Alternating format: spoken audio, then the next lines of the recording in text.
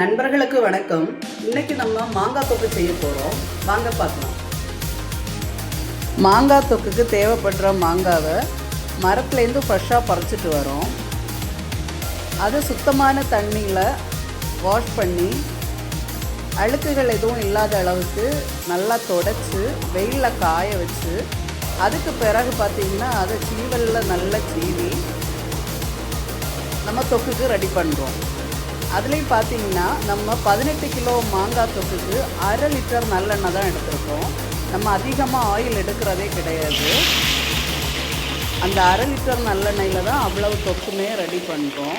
நமக்கு அதில் எந்த கெமிக்கல்ஸு எதுவுமே ஆட் பண்ணுறது கிடையாது. ஹெல்த்தியான முறையிலே தான் நம்ம சுத்தமாக ரெடி பண்ணி கொடுத்துட்டு இருக்கிறோம்.